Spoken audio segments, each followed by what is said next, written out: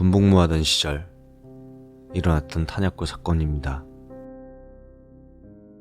새벽 2시 반쯤에 탄약고 근무 초소 초병 2명이 각기 한 발씩 공포탄을 발포해서 부대가 뒤집어졌던 사건이 있었습니다. 제가 근무한 부대 탄약고 초소는 귀신이 나온다는 소문이 무성한 곳이었습니다. 실제로 초소 옆에 위치한 통신창고에서 자물쇠를 잠궈뒀는데도 한밤중에 난데없이 와장창하고 무엇인가 떨어지는 소리가 난다거나 비만 오면 빗소리에 섞여 따닥따닥하고 나뭇가지 부러지는 소리가 초소 바닥에서 들려오곤 했습니다. 모사단 포병독립중대 소속으로 당시 제대를 2개월 앞둔 말년병장이었던 저는 사건이 일어났던 그날 당직 근무를 쓰고 있었습니다. 당직 사관이었던 하사, 당직 부사관이었던 저, 그리고 순찰자였던 후임까지 3명에서 당직 근무를 서게 되었고, 그날 외출했다 돌아온 관측장교 한 분이 치킨을 사오셔서 이를 나눠 먹은 뒤 꾸벅꾸벅거리며 졸고 있었습니다. 그리고 새벽 2시 반, 근무교대 시간이라 근무교대자들이 행정반에 들어와 총기를 수령하고 있었습니다. 그런데 그 순간 갑자기 P96K 무전기로 무전이 들어왔습니다. 행정반! 행정반! 행정반! 대단히 다급한 목소리에 잠이 확 깨버린 저는 곧바로 무슨 일이냐고 무전에 대답했습니다. 그러나 여전히 다급한 목소리로 괴한 2명이 탄약고 초소 아래에서 초소 바닥을 마구 두드리고 있다는 그런 대답이 돌아왔습니다.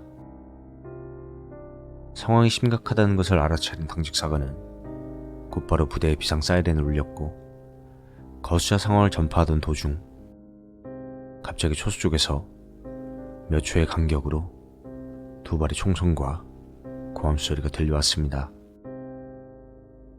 그 후 전 부대의 비상이 걸려서 자다 깬 중대원 수십 명이 진압봉을 들고 초소로 뛰어 올라갔습니다.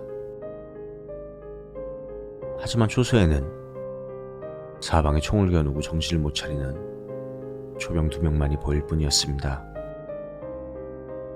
상황 파악을 위해 초소 주위를 수색하는 한편 초병들에게 사정을 물었지만 둘 다 정신을 놓은 상태라 제대로 된 대답을 하지 못했습니다. 겨우 조금은 진정이 된 뒤 그들에게 들은 이야기는 놀랄만한 것이었습니다. 근무교대 10분을 앞두고 철수할 기대에 정신이 말짱해진 상태였는데 어느 순간 초소 앞도로 멀리서 사람 한 명이 천천히 걸어오는 것이 보였다는 것이었습니다. 순찰자라고 짐작한 초병들은 초소 창문을 열고 암구호를 외칠 준비를 하고 있었습니다. 그런데 도로 중간쯤에 그 사람이 갑자기 매우 빠른 속도로 뛰어오기 시작하더라는 겁니다. 어느 정도 형체를 식별할 수 있는 거리에 이르자 그 사람의 모습이 보였습니다. 너덜너덜한 거적대기를 걸친 시커먼 사람이었습니다. 게다가 손에는 둔기로 보이는 짧은 막대마저 들고 있었다고 합니다. 무언가 이상하다고 느낀 초병들은 행정반이 즉시 무전을 날렸다고 합니다. 그 뒤 초소 바로 앞까지 달려온 괴한은 암구호를 무시하더니 갑자기 둘로 나뉘어져서 초소 좌측 아래로 빠르게 뛰어들어오더랍니다. 그 순간 사람이 아니라는 것을 직감한 초병들은 총을 고추잡고 바깥 확인을 위해 초소 밖으로 나가려고 했다고 합니다. 그러자 괴한이 초소 바닥을 사방에서 마구 두드렸고 고함에 가까운 암구호를 외쳐도 어떠한 응답조차 하지 않은 채 오직 바닥만 두드리고 있었다는 것입니다. 그리고 위협을 하기 위해 사수가 한 발, 부사수가 한 발씩 공포탄을 발사하고 나서야 그 심한 두드름이 없어졌고 곧이어 중대원들이 달려왔다는 것이었습니다. 이 사건으로 인해 전 중대원이 한밤중에 온 부대를 샅샅이 수색하게 되었습니다. 하지만 2시간여에 걸친 수색에도 불구하고 그 어떤 이상도 발견할 수 없었습니다. 날이 밝은 뒤 대대장까지 찾아와서 보다 자세한 수색을 했지만 초소 바닥에 약간의 긁힌 자국이 발견된 것 외에는 어떠한 이상도 찾을 수가 없었습니다. 어쨌거나 공포탄 2발이 격발된 것은 사실이었기 때문에 그 사건은 멧돼지에 의한 오발 사건으로 그렇게 종결되었습니다. 그 후 부대의 철조망을 보수하고 멧돼지에 대한 대응 방법을 교육받는 것으로 그 사건은 마무리되었습니다.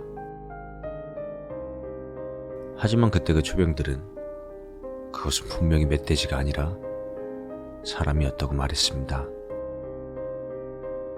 해당 초병들은 그 후 탄약고 초소 근무를 한사코 거부하며 끝내 탄약고 초병에서 제외되었습니다. 과연 그때 그것의 정체는 무엇이었을까요? 아직까지도 그것이 진짜 멧돼지였는지는 의문이 남습니다. 초소 바닥을 어째서 두드린 것인지, 멧돼지가 1.5m 높이에 초소 바닥을 두드릴 수 있는 것인지, 그리고 그 멧돼지는 도대체 어디로 사라진 것인지, 둘로 나뉘어서 초소 바닥을 미친 듯 두드렸던 그것이 대체 무엇일지 아직도 저에게는 의문으로 남아 있습니다.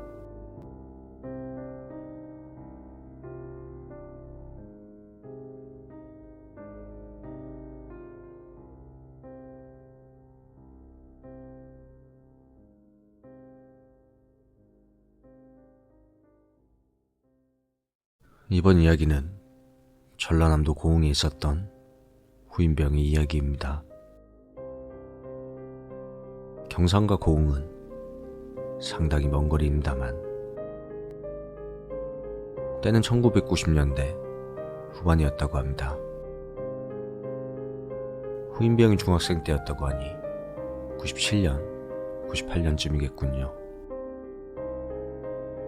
지금은 돌아가신 후임병의 할머니께서 돌아가시기 얼마 전 마을 저수지 뚝가에 있던 밭을 갈면서 경마신 이야기라고 합니다. 그때 후임병도 할머니 옆에 있었다고 하더군요. 참고로 후임병이 살던 마을은 산과 산이 만나는 계곡을 등 뒤로 두고 계곡에서 내려오는 물이 모여 그렇게 생겨버린 저수지를 등지고 멀리 국도를 바라보는 마을이었다고 합니다. 후임병의 아버지는 할머니께서 연세도 오래되시고 거동도 불편했기 때문에 이제는 집에서 편하게 쉬라고 굳고 말리셨지만 할머님은 항상 마을 가장 안쪽에 있는 저수지 아파트에서 소일거리를 하시면서 하루하루를 보내셨다고 합니다.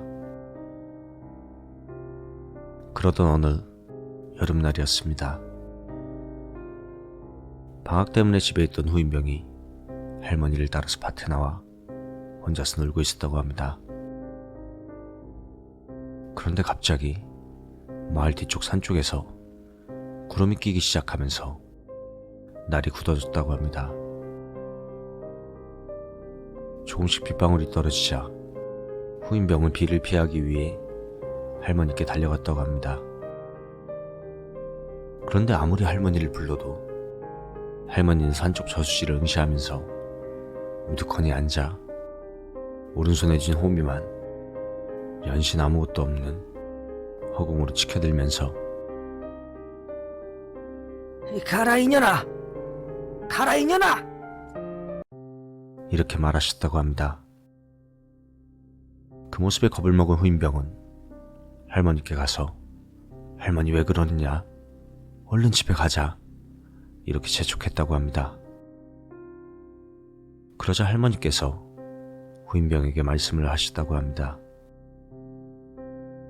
그 여자의 생김새는 머리는 있는데 얼굴에 코도 눈도 입도 아무것도 없으며 치마 아래로 발이 없는 그런 여자였다고 합니다.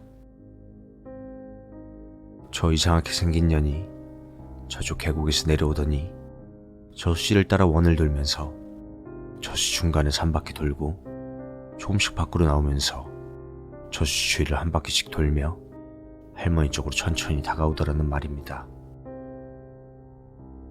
쉽게 말해서 여름에 쓰는 모기향같이 코일을 돌면서 할머니께 다가오더라는 말입니다.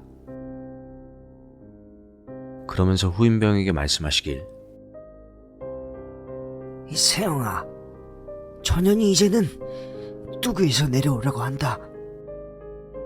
순간 오싹한 느낌에 후임병은 자기도 모르게 몸을 덜덜 떨고 있었다고 합니다.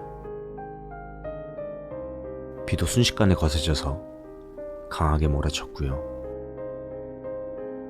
그때 다행히도 후임병의 아버지가 할머니가 걱정돼서 차를 몰고 왔고 후임병은 아버지한테 달려가서 자초지종을 이야기했다고 합니다. 그러자 아버지는 차문을 활짝 열고 라디오에 나오는 음악 소리를 크게 켜고 경적 소리를 빵빵거렸다고 합니다. 그제서야 할머니는 호미를 놓고 안정을 되찾으셨다고 합니다. 그렇게 귀신은 아까 내려왔던 방식과는 반대 방향으로 저수지를 빙빙 돌면서 산속으로 올라갔다고 합니다. 그리고 그날 후임병은 새벽녘에 자다가 자신도 모르게 눈을 떴는데 할머니는 주무시지 않고 자신을 응시하며 그걸 보고 있던 세영이는 깜짝 놀랐다고 합니다. 할머님은 말씀은 안 하셨지만 공포로 인해서 잠을 주무시지 못했던 것입니다. 그리고 한 달쯤 뒤에 세상을 뜨셨다고 합니다. 사실 그 마을에는 몇 년 전 대입시험 때문에 저수지로 뛰어들어가 자살한 여고생이 있었다고 합니다. 혹시나 그때 그 여고생의 원혼이 산속에 있다가 할머님을 보고 내려온 것이 아니었을까요? 아닐걸.